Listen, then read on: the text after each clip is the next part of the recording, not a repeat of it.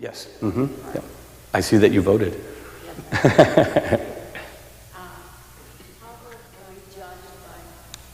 So the question was, how will God judge Catholics voting a certain way? Is that what it was? Right. That's something you have to bring to God. I'm not going to speak on his behalf, but I will say this. If we endorse a candidate who's endorsing abortion, endorsing the death of the unborn, how do you explain that before God? How do you explain that before God? Think of the politicians. How will they stand before God? It's not possible. It's not possible.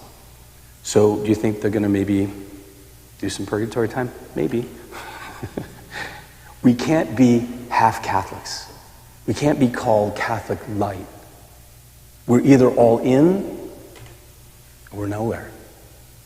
If we listen to the culture, the culture will always lie to you.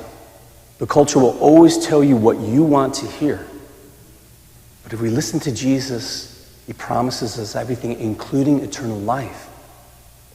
And everything is about saving souls. Everything's about making it to heaven. So even in our political decisions, it has to be about saving souls. Saving souls. So really, as we get ready to make another choice for our country, who's going to be our presidential leader, and also at the local level, we have to allow Jesus to really help form our conscience when we make those choices. I can tell you this, the U.S. Catholic bishops have voted, and they said that the most preeminent issue in our country right now is the issue of abortion. The most preeminent issue above everything else. And you cannot equate the killing of the unborn with the migrant issue. It is not possible. How can you ever care for the migrants if you're killing them in their mother's womb? I've heard some people when I preach, they say, Father, you're being too political when you talk about abortion. It's not politics. It's an issue of morality. If we don't stand up and defend the rights of the unborn, what's that say? I do. I do. And I've had people get up and walk out of the church when I preach on it too. And that's fine. You know, my goal as a priest, my job as a priest, is to help you to get to heaven.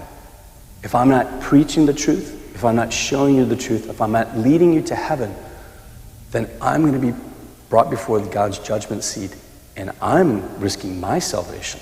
So I'd much rather be persecuted in this life than standing before the Lord. Remember that there's only two reservations we can make when we leave this world. We can either have non-smoking or smoking. I choose non-smoking.